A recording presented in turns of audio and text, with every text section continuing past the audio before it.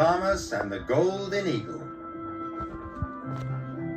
There are many different animals on the island of Sodor. There are deer, cows and sheep, and lots of beautiful birds. Night-night, Grandma. One morning, Sir Topham Hatt came to Tidmouth Sheds.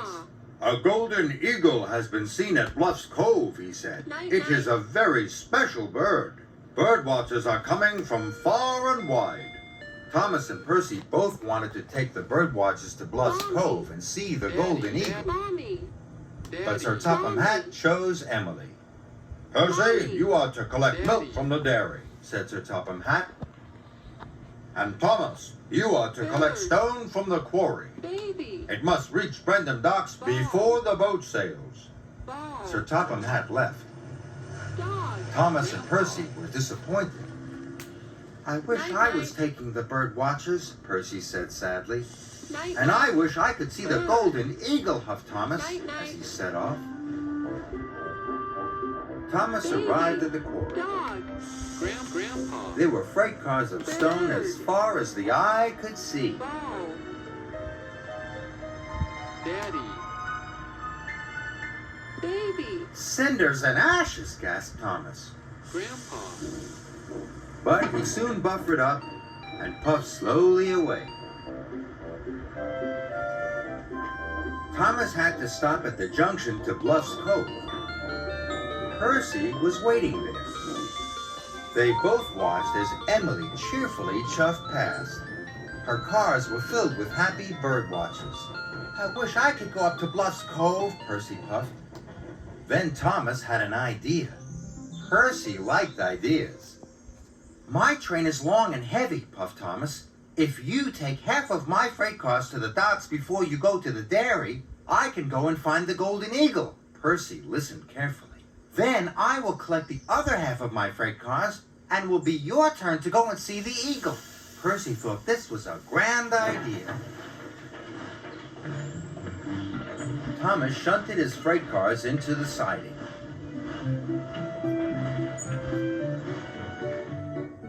"It will be quicker to take half of the freight cars to Brendam Docks," Thomas said happily to Percy. And he headed for Bluff's Cove.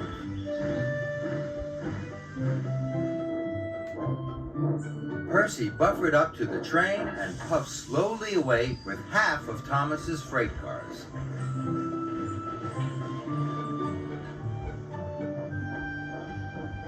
Thomas arrived at Bluff's Cove in no time at all. He waited and waited. He was sure the Golden Eagle would come. But the Golden Eagle was nowhere to be seen. Thomas was disappointed.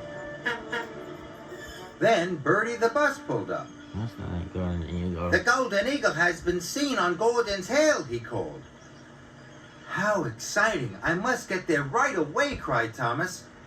And he set off for Gordon's Hill at once. Thomas was so excited about seeing the Golden Eagle, he couldn't think of anything else. He forgot about the freight cars full of stone. And he forgot about Percy. Percy had taken half of Thomas's freight cars to the docks. Now he headed for the dairy to deliver the milk. He was happy. He'd have time to see the Golden Eagle.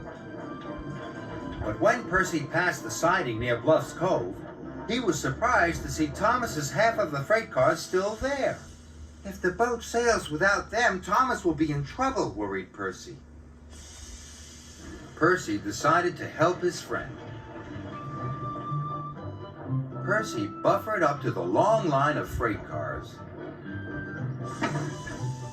and slowly puffed away.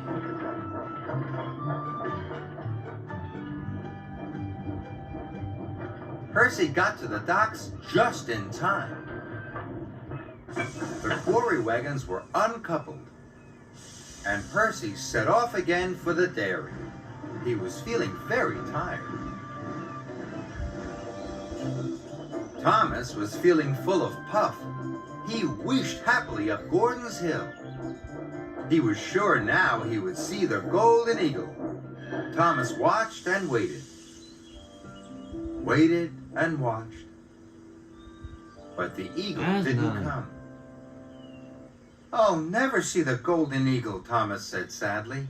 That's not going. Suddenly, Thomas remembered his cars of stone. And Percy. "Cinders and ashes," he cried. And he steamed off to the siding as fast as he could. But he didn't find his freight cars. He found Percy. He was stuck in the siding, and he had not taken the milk to the dairy. "I took all your freight cars to Brendam," peeped Percy, "but now I have run out of coal." Thomas realized that now Percy couldn't see the golden eagle, and it was all his fault. Bertie the bus tooted excitedly. "The That's golden not eagle going. has been Eagle. seen back down the line," It's a he birdie. called. "Hurry, Thomas!" But Thomas knew That's what he not must do. "I must take the milk to the dairy," cried Thomas, "or Percy will be in trouble." The dairy manager was waiting when Thomas arrived. He delivered the fresh milk just in time. Then he set off to rescue Percy. Together, Thomas and Percy puffed slowly to the coal depot.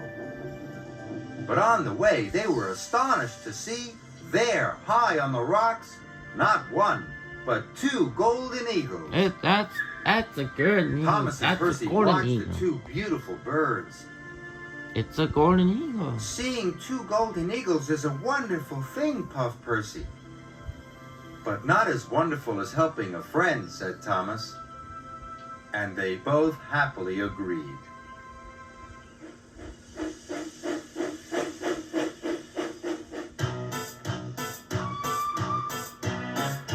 They're two, they're four, they're six, they're eight, shunting trucks and hauling freight, red and green and brown and blue.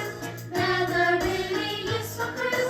All the different roles that play around timber sheds or far away, down the hills and round the bends. Thomas and his friends. Thomas, He's the cheeky one. James, His fame but lots of fun. Percy, Pulls a mail on time. Gordon, Thunders down the line. Emily, Really knows her stuff. Henry, Toots and huffs and puffs. Edward, Wants to help and share.